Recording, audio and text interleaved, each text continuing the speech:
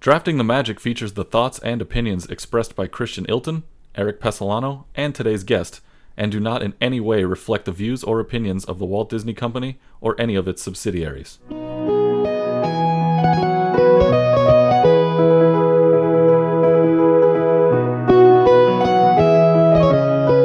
You know, Eric, you finally get a win, and then I have to take a week off because of the holidays. I've been sitting here for the last 2 weeks, sitting in this filth that is a loss. I hate it. I'm so excited we're finally back to this. It is good to be back. I actually planned that on purpose. I was trying real hard to get a win before the holiday break and then before the New Year break, and just so you could sit around and think about it. Even if I don't win again for the rest of the season, I'm okay that I got the one before the break, just because you had to sit and think about it for a while. But, you know, it's a brand new year. Happy New Year, by the way, partner. Happy New Year to you. We ended our first official calendar year of drafting the Magic last time. Trent Rush was our guest judge, and boy, did he do a heck of a job. That was a lot of fun. Yeah, it was a lot of fun. He's big into the holidays at the resort, just like I'm sure a lot of our listeners are, so it's good to have him aboard. And now as we flip the calendar to 2021, thankfully, I'm sure a lot of people out there were waiting for that moment. I know we were, so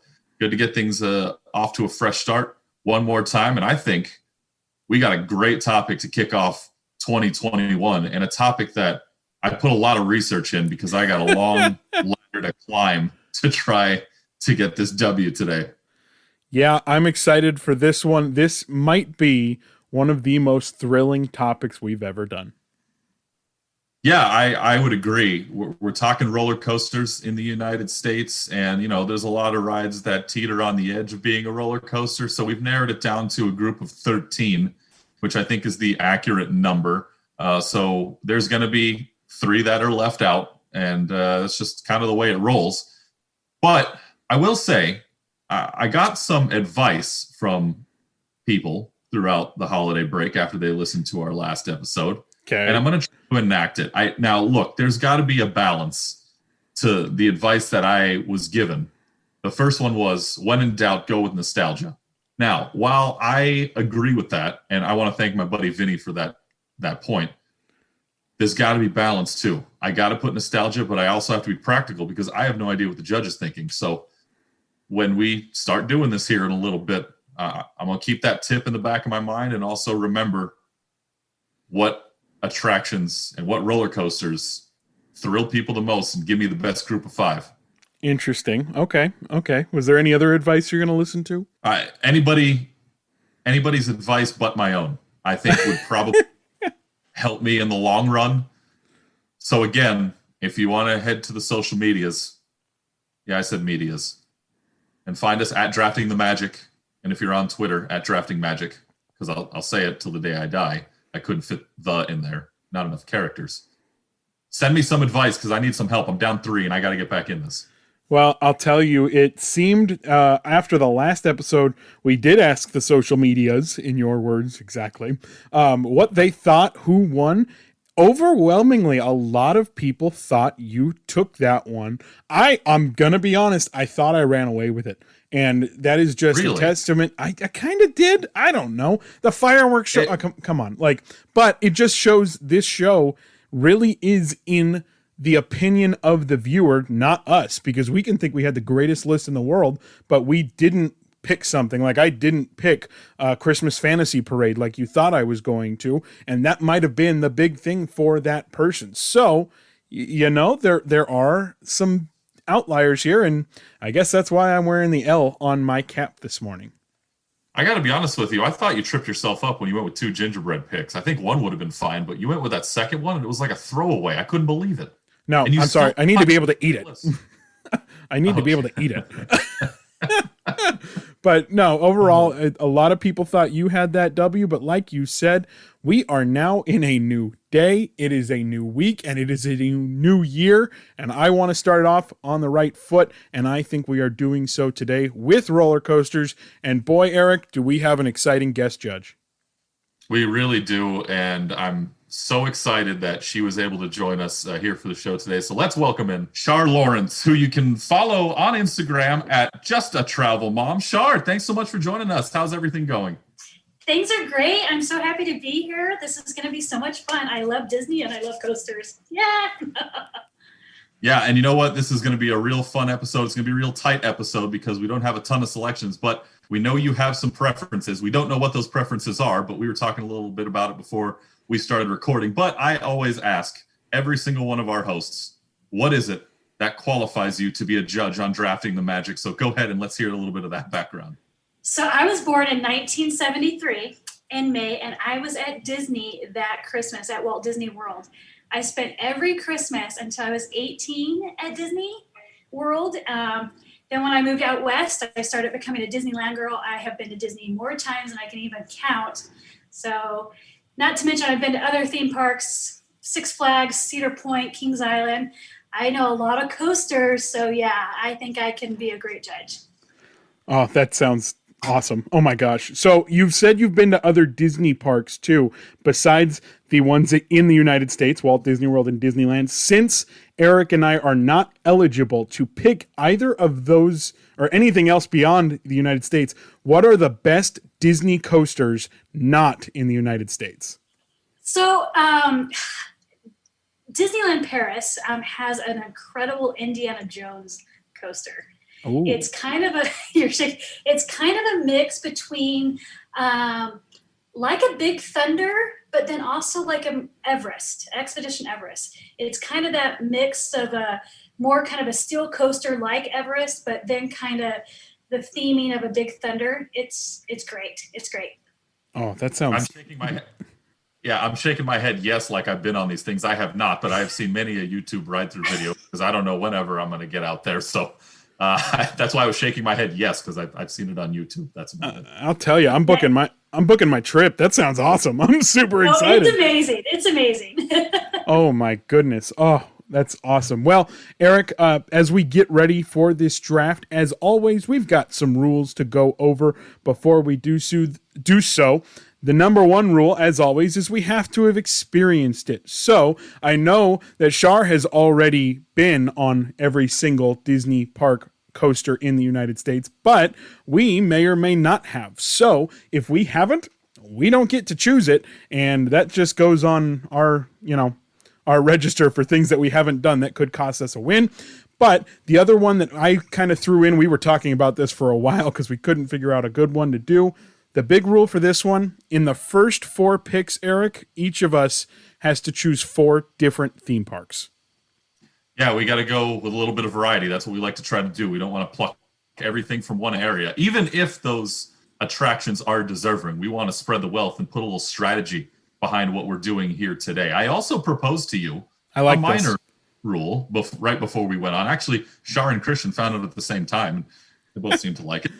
But you cannot take both Space Mountains and you cannot take both Thunder Mountains. If you're going to pick one, you have to pick one or the other and specify the coast. And the reason for that is, and we were talking a little bit about it earlier, was if Char has a preference between which one is better on both coasts, you shouldn't be able to take both of them and hedge your bet. No, you've got to guess and figure out which one she likes more. And from that last assessment about Indiana Jones and the Temple du Peril, if I'm pronouncing that with the worst French accent in the history of mankind. Yeah.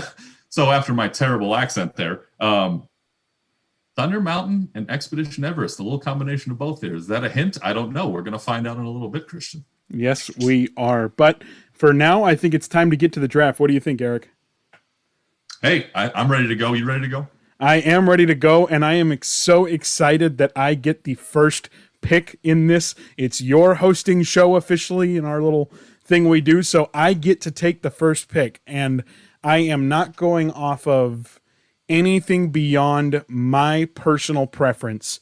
And there were 2 that I was kind of weighing when it comes to this, but I literally said, okay, which one am I more excited to go on when I get into the theme park?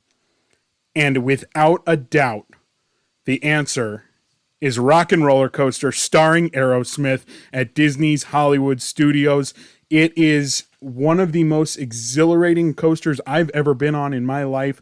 I think the blasting of Aerosmith music at any time is amazing. And honestly, it's a great coaster. Everyone loves it. The lines get big for it. Rock and Roller Coaster starring Aerosmith is my number one pick.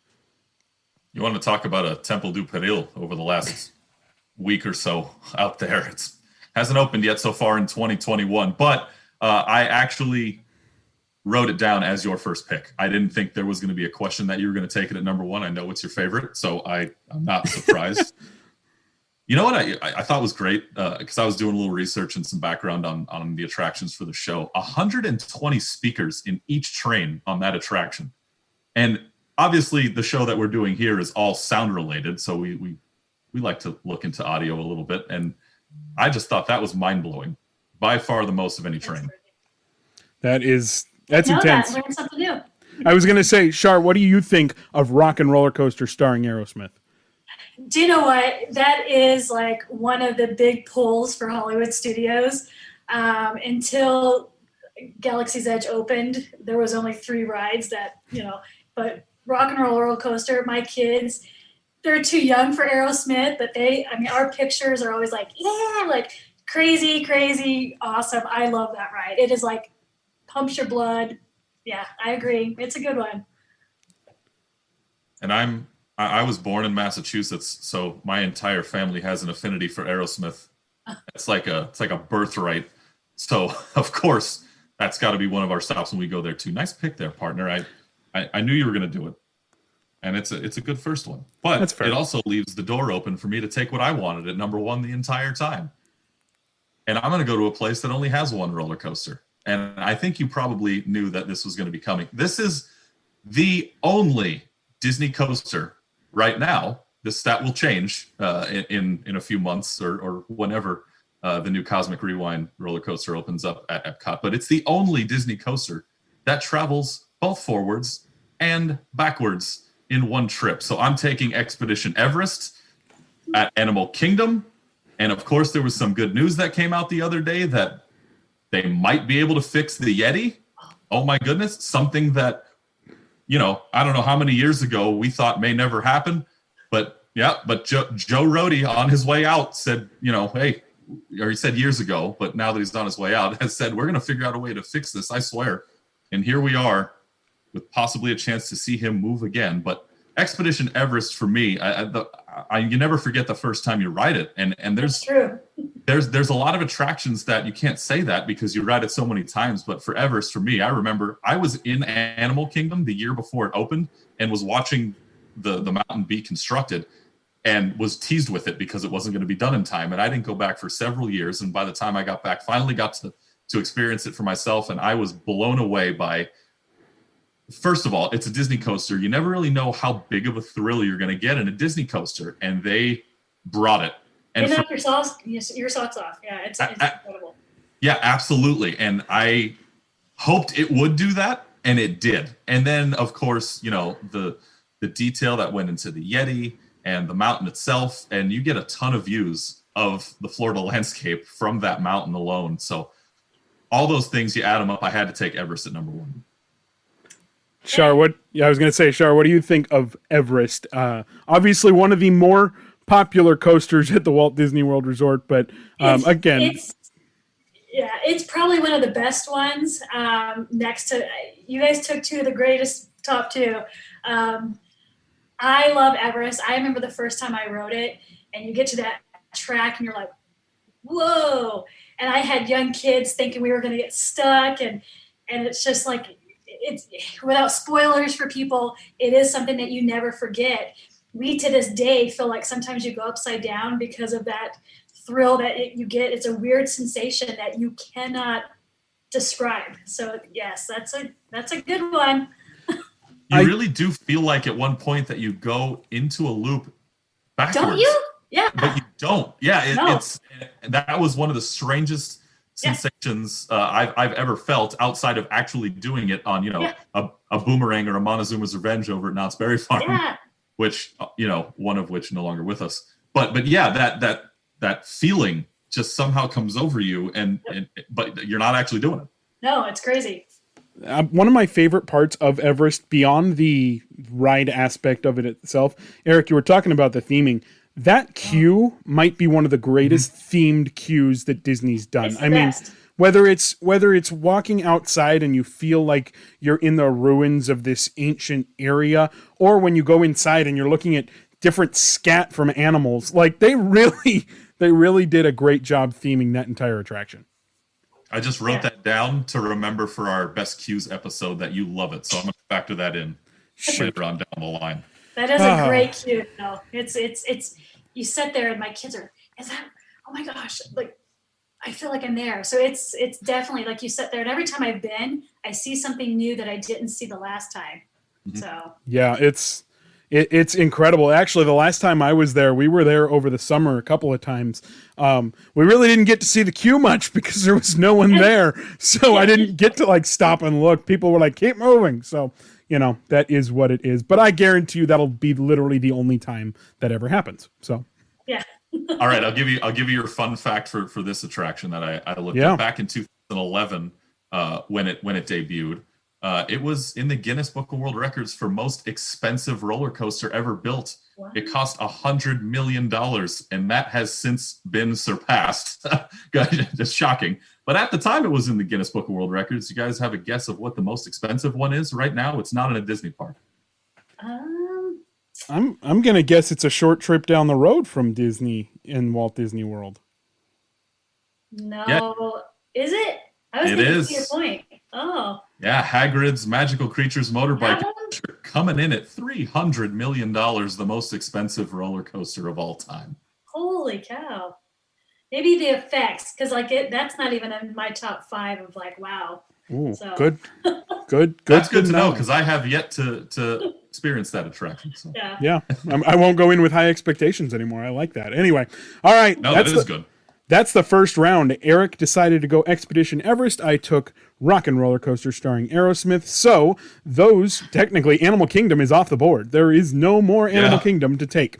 So I have taken Disney's Hollywood Studios. I have to go to 3 other parks before I repeat anywhere. So I'm coming out to the West Coast, and this is something that I was questioning whether I was going to do or not, but the remaking and transition from California Screamin' to the Incredicoaster is one of my favorite things Disney has redone. That's kind of California Adventure's thing right now. You redo the Incredicoaster, from California Screamin'. Guardians of the Galaxy got the refurb, obviously after the Twilight Zone Tower of Terror.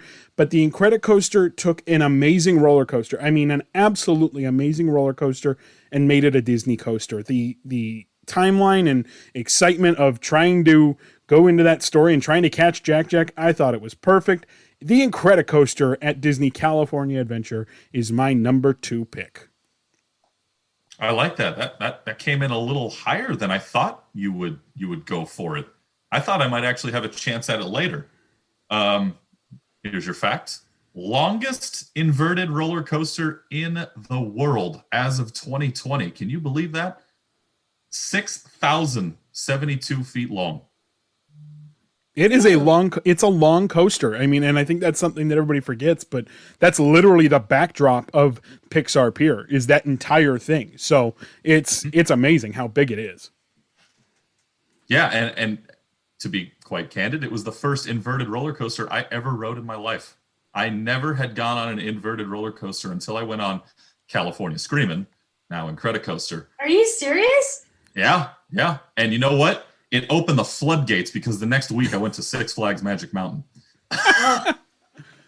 My goodness. Char, what do you think of the Incredicoaster? And to be honest, what did you think of California Screamin', and which do you like better? Well, do you know what's funny? Because I had a hard time when Disney switched things over, because I love Tower of Terror and things like that. And I was really sad because the music of California Screamin' was so great. But when I rode Incredicoaster for the first time, I didn't notice Jack Jack popping up. And like at that one point, but I was like, wait, oh my gosh. And the next time I rode it, I was like, oh, there's something new. And my kids noticed like the water spritz in when he goes 1, 4, 3, 2, and then the water, like as he's running. And I thought, you know what? They added a lot of cool elements that really pumped up this entire ride. And I mean, it's one that my kids now, doesn't matter what the line is, fast pass. It is, we'll wait. We're California screaming, unless we had a fast pass, my kids wouldn't ride it. So, and we all loved it, but it wasn't like, oh, it's a 15-minute wait. But now with the Incredicoaster, my kids would, as it wrapped around Paradise Pier, we'd wait because they love it. So that's a good pick. That's a good one. You know what I love about that attraction too is how efficient they are with it, because that line can get very, very long, and somehow it doesn't feel like you're waiting there very long. You expect it to get to the 45 hour and a half range. And there's no theming in it either, too, to keep you occupied, which is crazy. Yeah. Right, but the cast members do a great job getting everybody in and out, so you give them props for that. Well, and one thing that I've always thought about that attraction is the efficiency, right? You can put 24 people, I think there's 12 rows, so you can put 24 people on each train. If they've got both sides running, you need to look at that line as, okay, chunks of 50 people, and you realize it's only 3 or 4 rotations through in that. So it really is an awesome attraction. I think that the closing of those tunnels at the top of the peaks was amazing, because they were able to create such a show effect of either, Dash being shot at by Jack, don't want to ruin everything for everybody, or Mr. Incredible and Mrs. Incredible and the big one.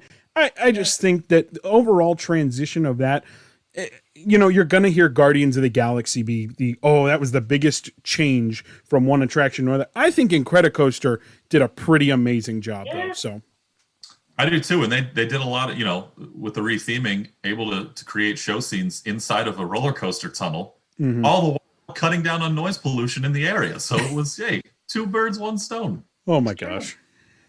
All right. Well, Eric, it is time for your round 2 pick. All right. So I still have 3 of my 5 in play here.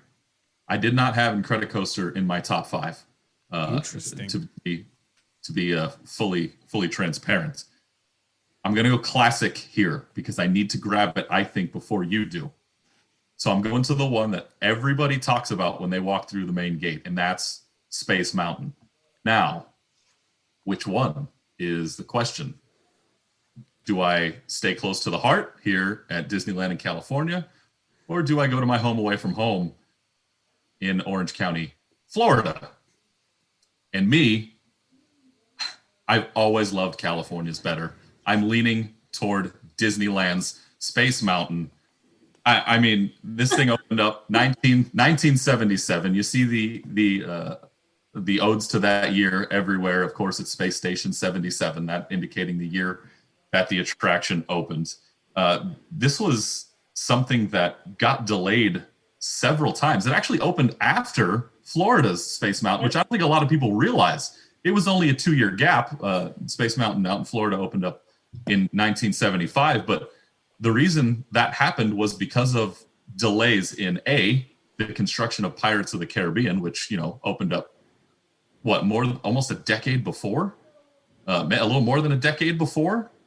And then you had, of course, the unfortunate timing of Walt passing away, all while Walt Disney World was being constructed. So 3 times this thing got pushed back, and it's still as great as it is, and as old as it is. We don't say old around here. We say classic. I'm taking Space Mountain at my number 2 pick in Disneyland. Char, you were automatically reacting when Eric said the Disneyland version as a good time. What do you think of Disneyland Space Mountain? So I have to agree with him. My first Space Mountain that I ever rode was in Disney World. But when I moved out west, I've obviously been to Disneyland. The music's better. The ride vehicle's better. Having people of different sizes in your group, Magic Kingdoms is harder to kind of sit in.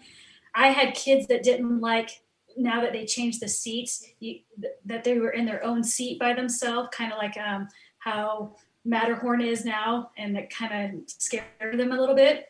But here's a fun little fact that you don't know about Disneyland Space Mountain. So my birthday is May 27th. Does anyone know when Space Mountain opened? I'm going to take a shot in the dark. Say May 27th. May 27th, 1977. I was at Disneyland in 2007 on the 30th anniversary, which was my birthday, and they gave out cool pins. And so I thought that was so cool because I had a happy birthday pin, and a 30th anniversary Space Mountain fan. So naturally, of course, that's my favorite.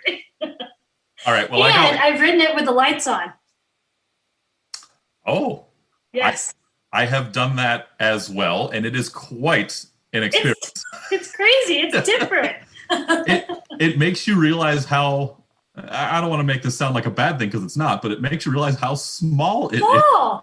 And like it is. It's a small ride. Yeah. And how tight the turns are. The interesting part about what you were saying about the one in Florida with how the seating arrangement isn't all that great, you wonder if Magic Kingdom in Florida would have gotten a Space Mountain had there been room in Fantasyland to build the Matterhorn, because that was the original plan, was to duplicate the Matterhorn in Florida, but they didn't have room, so they decided to move the mountain to Tomorrowland, came up with the Space Mountain concept, and then when they built it in California, they didn't have room to duplicate the Florida Space Mountain, so they scaled it down.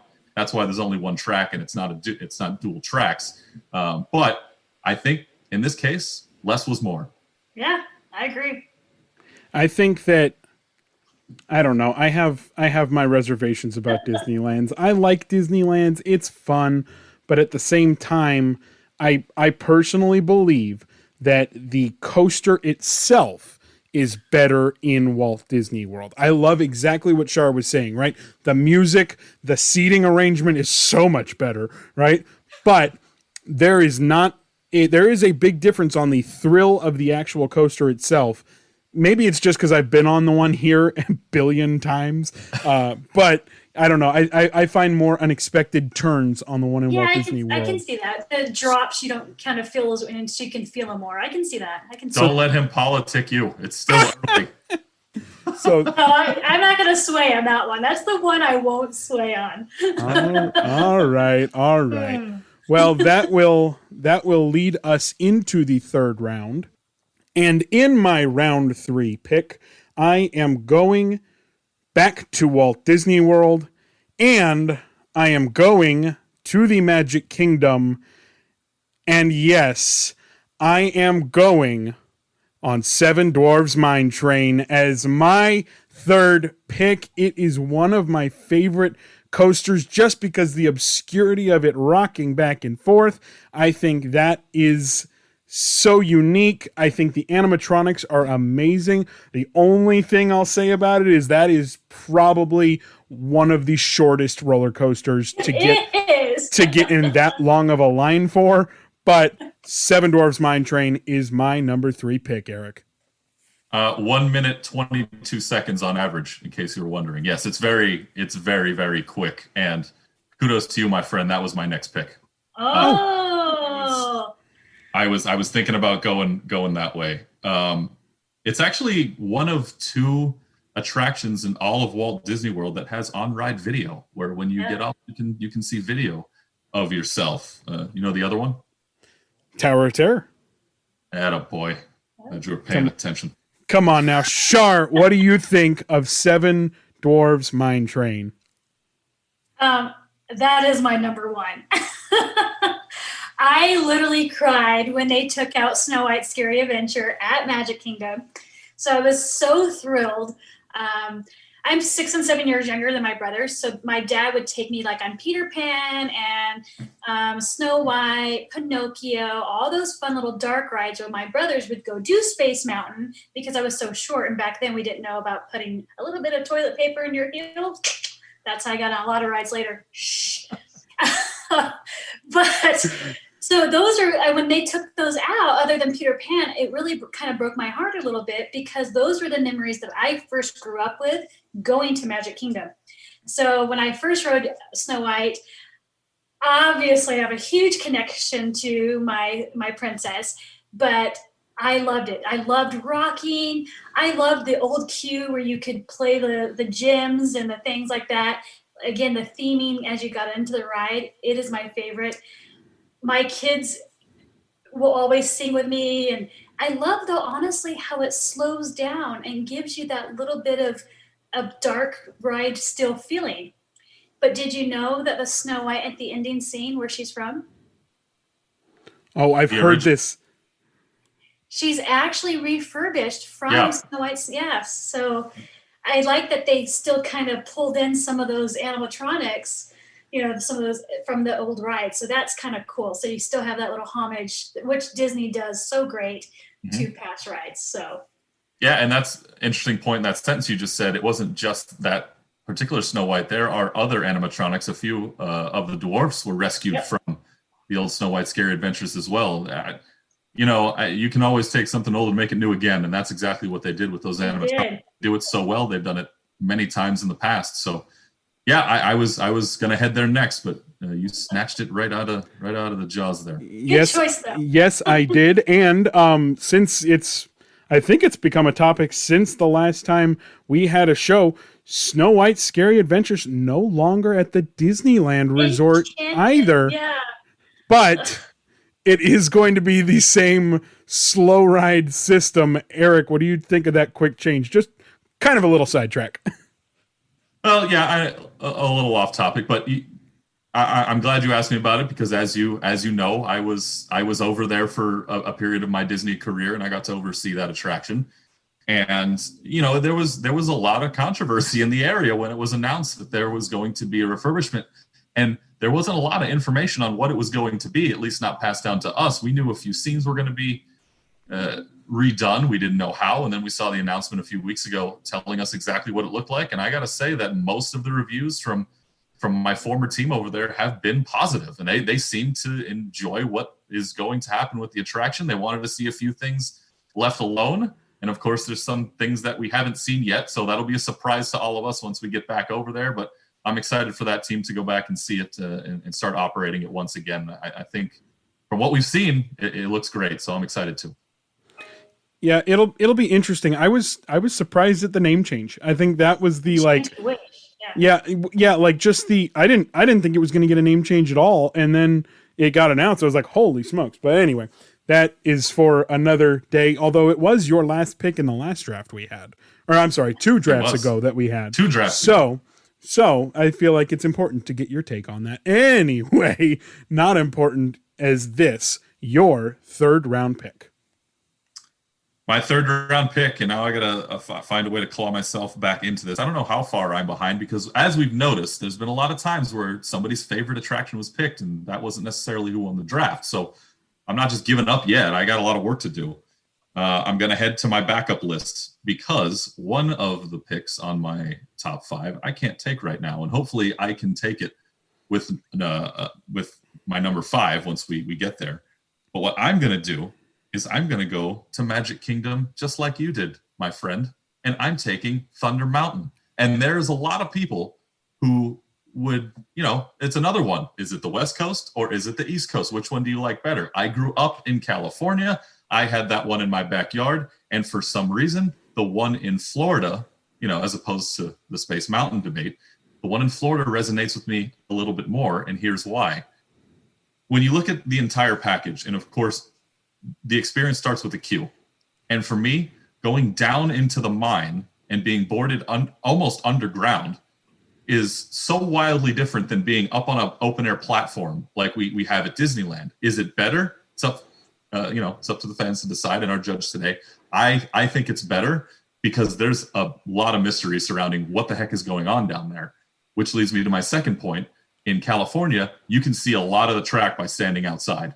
In Florida, you really can't unless you go along the river, and it's kind of hidden. So there's a little. Everybody knows what Thunder Mountain is. Let's not. Don't get me wrong here, but we're drafting for the purposes of telling somebody who's never been there what they should do. Which group of 5 is better? If they've never seen Thunder Mountain before, I want that mystery all the way up until you're boarded on that train, and you can go on that wild ride. So I'm taking Big Thunder Mountain Railroad at Magic Kingdom in Florida with my number 3. All right, let's hear it. Char, was that?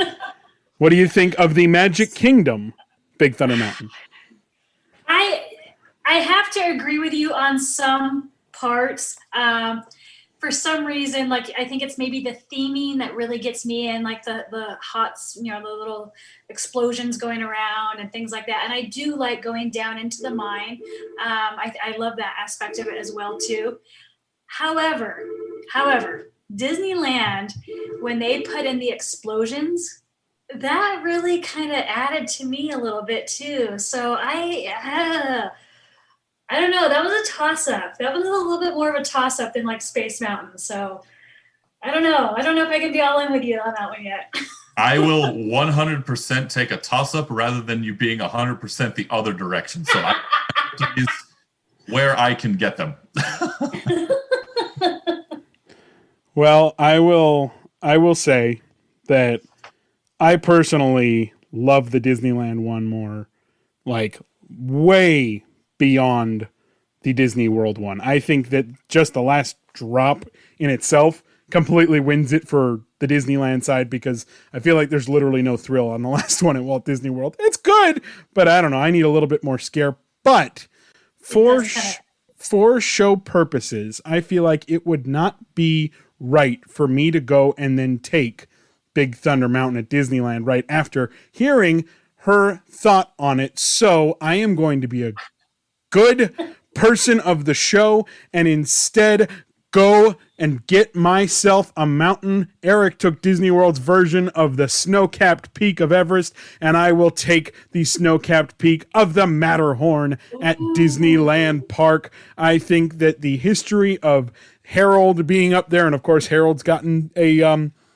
little bit of a nose job and some things that have happened to him. But I think the Matterhorn has always been a favorite of the parks. I think that one of my favorite parts of it is when you're going around and you see all the things the Yeti has collected, and there's quite obviously a basketball hoop sitting there and pieces of the Skyway and an old toboggan. I love it.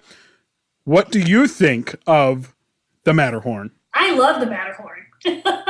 I do. I don't like the new ride vehicles as much as I like the old ones where people can like sit in your laps. That kind of made it more fun, like I was in a toboggan.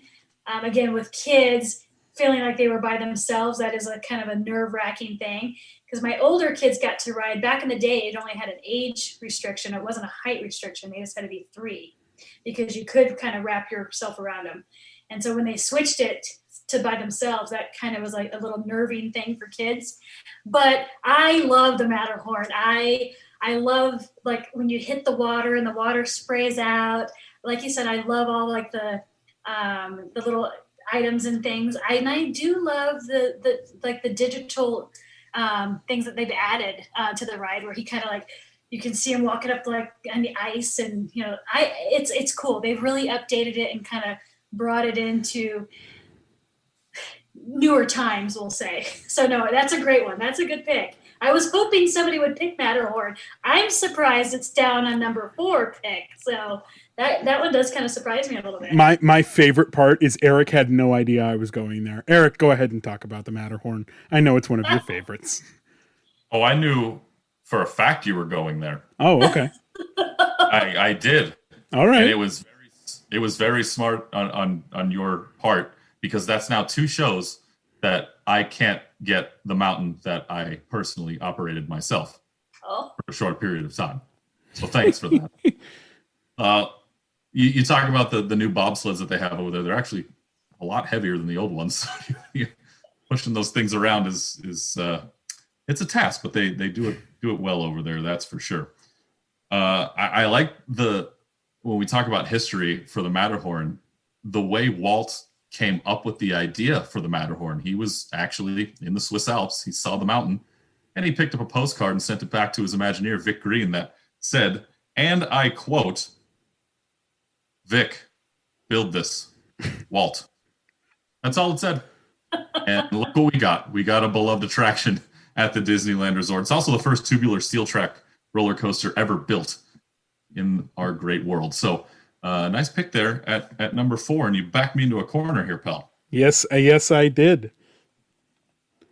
Because there's only 2 roller coasters left that I'm even eligible to pick. And if you take either one of them, I'm going to be dead in the water. Although I think I already am, because get ready for this pick. Here's one that you never, ever thought would be selected here today, but I don't have a choice. And I'm going to take it for thrill value, and something that has scared me since the first time I ever sat down in it and thought I would lose my head. Goofy Sky School at Disney California Adventure. Give it to me. I've never thought I would fall off of an attraction like I did with the Wild Mouse version we have at DCA. For some reason, every time I walk by there, sometimes louder screams than when you walk by the Incredicoaster, with that thing just whipping you around. And, it's something the little kids can go on to. There is a height requirement, but the smaller ones can get on. It's not too crazy of an attraction for them. So if you're taking the young ones around, you can get them on Goofy Sky School, which is another fine attraction that has undergone a retheme, which now we look at these, and like Walt said, as long as there's imagination left in the world, Disneyland will never be complete. That rolls over to all the other theme parks as well. So we see a retheme here. I take Goofy Sky School with number 4.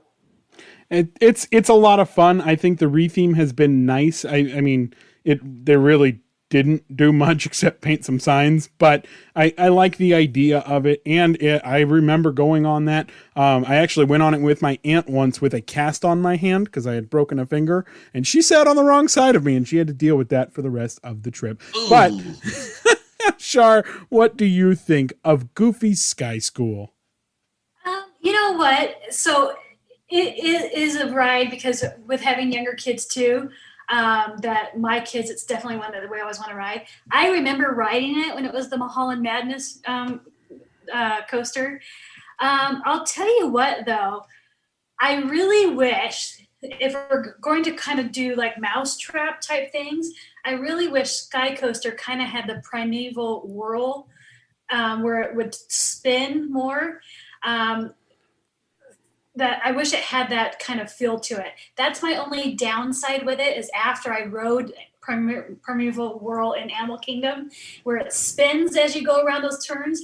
It's just an extra thrill to the ride.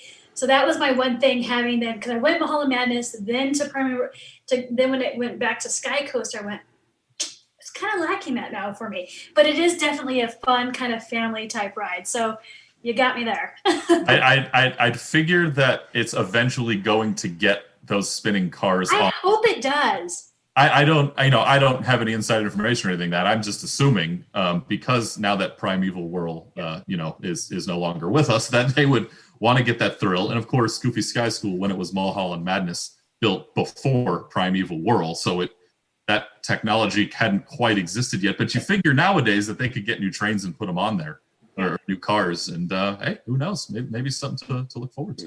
That'd be a cool little addition. Make me even sicker on that attraction. That'd be great.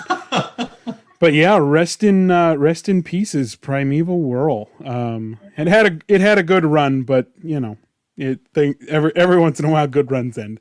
Alrighty, my final round pick. I am free of that rule, which, by the way, that's why Erik had to go Goofy Sky School, right? Because he had to go with the 4 parks. So we have each done that, and we are now finally free of that rule. And that lets me go back to the first park I took, because I know Erik has not been to Walt Disney World in the time that the Toy Story Land area at Disney's Hollywood Studios has been open, and I am taking Slinky Dog Dash as my final pick, and it looks like Char didn't even remember it was existing until I said that. I'm going Slinky Dog Dash with my final pick. Erik hasn't even been on it, so Char, what do you think of Slinky Dog Dash? Do you know what? I actually at first was like, what other ride? I've done Slinky Dog Dash. My kids love it.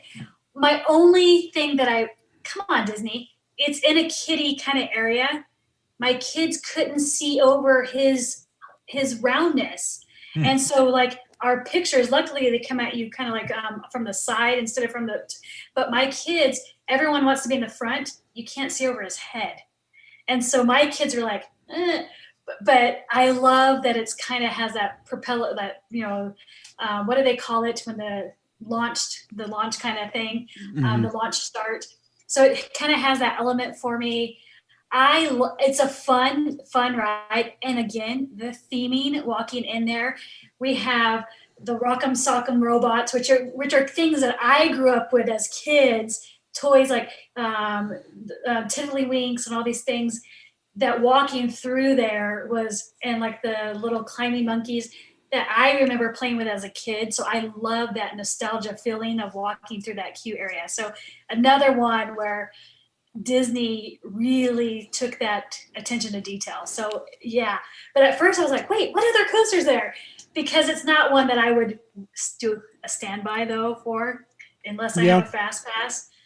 I was there this summer, and because you can't do fast passes, I was not going to stand by it for 90 minutes. So I've done it once or twice, but I'm like, I won't stand by it.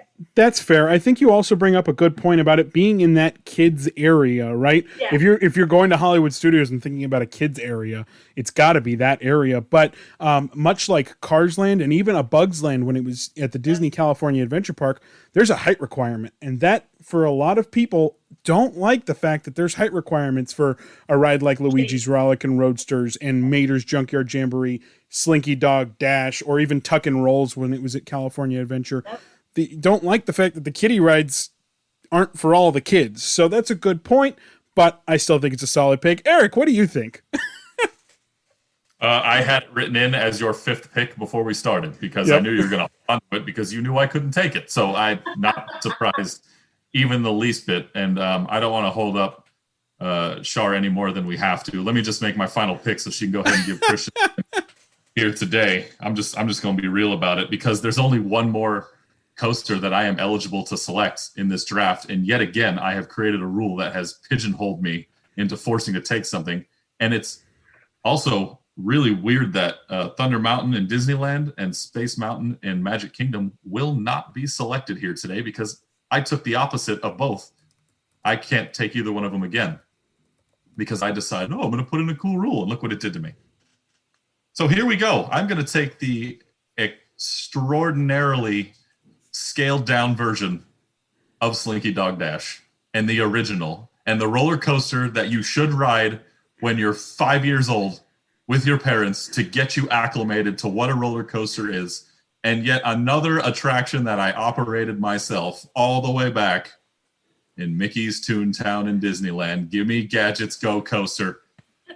I love Gadget's Go Coaster back when I used to be able to fit in it. And I love the people that work over there. I got to oversee it for a long period of time. People can have fun on it. Bring your little kids, your real little kids who still fit the height requirements, and enjoy it for everything that it is, going through a small cave and over the pond. And who am I kidding? Go ahead, Christian. You can talk. Hey, I like Gadget's Go Coaster. Granted, I can't sit next to anybody on that ride anymore, I think, because the seat's not wide. I don't know if the seat's wide enough for me and another person. But it's a fun one. And I do think there needs to be that introduction for kids to roller coasters. And I would argue that Slinky Dog Dash is not that, right? Slinky Dog Dash can get pretty intense, and there's some big drops on it. So I don't know, Char, what do you think of Gadget's Go Coaster?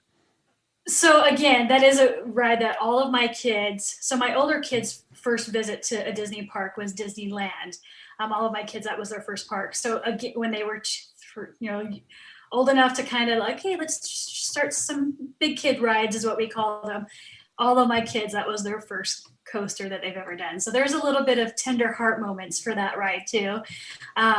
It is one that kind of makes me sad being a mom. My youngest now is 13, that's not a ride that they're like, let's go do again. We don't hardly even go into Toontown now, which really kind of makes me sad because that was an area that we've spent a lot of time in before. So I'm excited with the row ready to go back there and everything. But no, it's a cute little ride. I would agree with you as far as Slinky Dog. I even think the Goofy coaster in Fantasyland at Disney World is faster than Go-Go Kit and Gadget's coaster. Mm-hmm. So it's definitely a very, very basic coaster ride for kids, but definitely one that I think it's a rite of passage is the way I look at it. So. Yeah, it really is, Eric. Yeah. I mean, it's like I said, it's a very scaled down version. I couldn't take Barnstormer out in Florida either because I'd never been on it. By the time I got out there, I wasn't going to fit in that thing. Matter of fact, and an insider's note, when I trained on Gadget's Go Coaster, they, pretty much every attraction, Christian knows this, when you're done training, there's always a, hey, do you want to ride it to kind of get the experience so you can tell guests about it? I couldn't get in it I couldn't do it again. Not since I was 10 or 11 years old have I been able to fit in that thing. But fun for other people. I will say one of the greatest things I was able to do was stand on the platform, in the load station, and see the looks on kids' faces who'd never been on a roller coaster before. Exactly. So, I mean, hey, what was that tip I told you earlier, Christian? When in doubt, go with nostalgia. They put their hands in their air, like no hands, and I mean that you can't pass that up. Oh, or even the funniest thing that you ever see is them bawling their eyes out, saying, "I don't want to do this. I don't want to do this," and then when they come back around, let's do it again. Let's do it. I had one of those too. Yeah. Oh my goodness. Well, that is our draft. And Char, before we go into your pick, we always ask everybody if we maybe missed one. So there are 3 roller coasters in the Disney parks in the United States that we did not officially pick. Disneyland's Big Thunder Mountain, Disney World's Space Mountain, and then Goofy's Barnstormer. Eric, you can correct me if I'm wrong on that, but I think we did that right. Yeah, I'm gonna cut in real quick before I let Char answer this question, because no matter what she says, it's a direct attack on my character. Let's just keep that in mind, because I could have taken, I went with the opposite of the other 2, and I really, I can't see the future. I really don't think she would have put Barnstormer on her list. But go ahead, Char. I'll let you take it away. No, I would have put Barnstormer on my list. It's interesting looking at the list of. I've got both sides, so neither one of you have all my top 5, just so you know. But yeah, I mean, again, I mixed as far as like the Big Thunders at the different parks. Again, there's elements about them both. It's funny because living in Utah now, we kind of claim Disneyland as our home park. So, for example, I won't wait at Soarin' and at Epcot at all. I won't fast pass that. I won't wait for it. And then there's certain rides I'm like, oh, we've got that at Disneyland. I won't ride it here because of just time. I'm like, it's better here. So there's things if I miss, I'm not as like crazy about. Yeah. I don't know. I still think Disneyland's Big Thunder is one I would have put on there. Okay. So just with the explosions and things like that, I do think it's in a better themed kind of area. When it still had like the barbecue area, I think that was perfect. Yes. So it tied into like Frontierland really, really well. So well, and I guess on that note, I don't know how Disney World is going to be able to be themed once the Splash Mountain gets the refurbishment. I don't know, because Frontierland starts right past Pirates, right? And then on the Country Bear side, it's kind of like, I don't know how they're going to do that, but we'll see when they do. Eric, before she judges, of course, every single week, you recap the picks, so go ahead and run down. All right, here we go. For me, I picked at number 1, Expedition Everest. Number 2, Space Mountain at Disneyland. Big Thunder Mountain at Magic Kingdom. Goofy Sky School, Disney California Adventure and Gadgets Go Coaster up in Toontown here at Disneyland. For Christian, number 1, Rock and Roller Coaster starring Aerosmith at Hollywood Studios. The Incredicoaster at DCA. Seven Dwarfs Mine Train at Magic Kingdom. The Matterhorn Bobsleds at Disneyland and Slinky Dog Dash at Disney Hollywood Studios. I turn it over to Char, who has easily the most difficult decision of her life that she's ever had to make. He said with no sarcasm whatsoever. Char, take it away. Who wins drafting today? Who wins the best list or who wins the best coaster? List. Group of 5. Which group of 5 was better? I'm sorry, you lost. I'm so sorry. Maybe had you put on Goofy's Barnstormer and had 2 Goofies, you would have had a pair. But maybe I would have given it to you for that way. You could have called it a full house. But yeah, sorry. He definitely has the better list. However, my number 1 favorite ride is Everest. Like, so that, like, if I'm going to go for thrill ride, Everest. My nostalgia ride is my Snow White, my Seven Dwarfs Mine Train. So I was going to say, I got the Snow White one. So does that mean I got the Royal Flush instead of a full house? Yeah, I'm just saying. Royal Flush. There you go.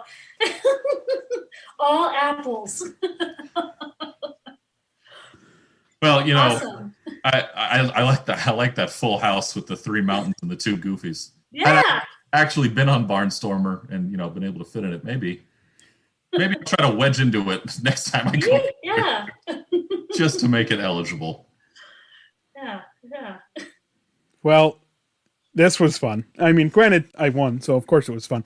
But, Char, thank you so much for joining us. Go follow her on Instagram at Just a Travel Mom. She's got some really cool stuff, and she's made some good posts in the pandemic side where we're not really allowed to go to all the theme parks we want to do. Erik, I don't know about you, but I mean, granted, I got to go to the theme parks, but I miss theme parks. So people like Char posting stuff about that is what's keeping me going.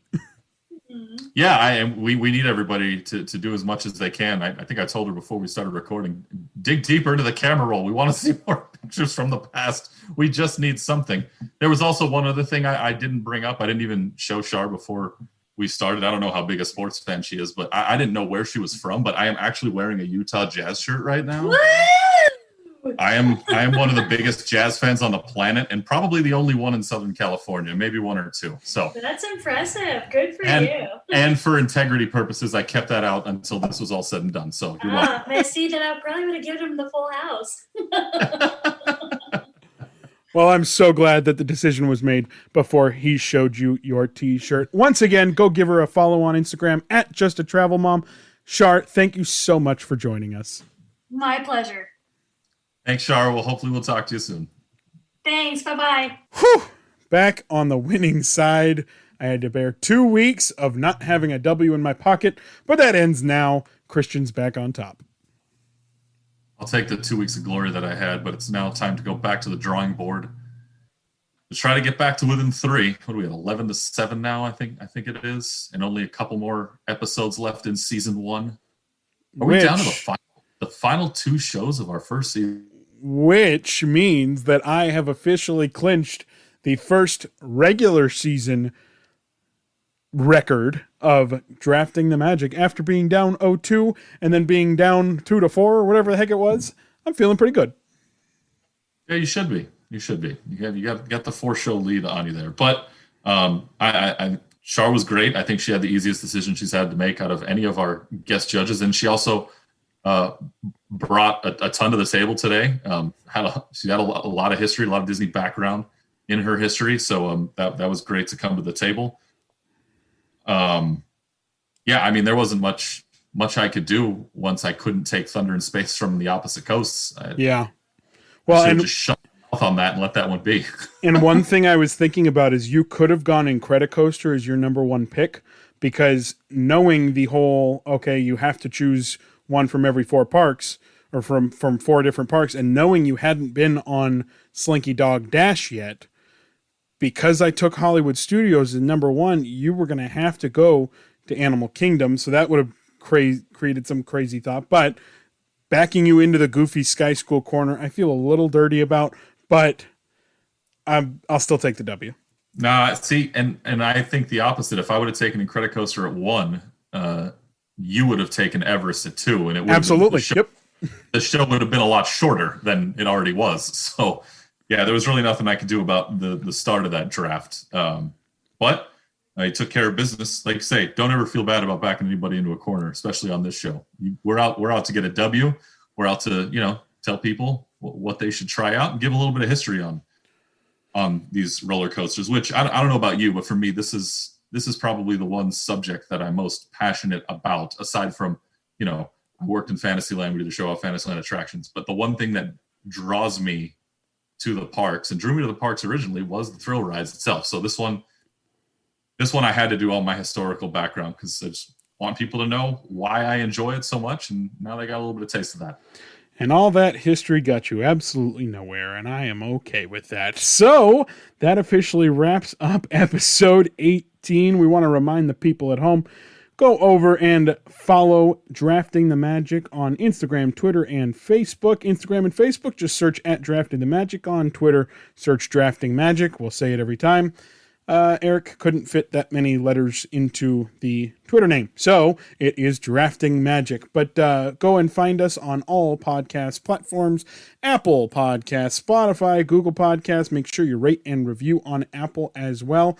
Eric, after episode 18, like you said, the score is 11-7, but I will agree with you. Today's topic was probably one of the best. Yeah, absolutely. Good to talk to you again. Happy New Year. Can't wait to get back after next week. Yeah, and next week, an interesting topic. We will not be doing a topic that we have done before. It's not attractions, it's not food, and it's not decor, and it's not a holiday. So I'll let you, the people at home, try to figure out what it might be. That'll be my little topic tease until you can see the real topic tease on Saturday morning.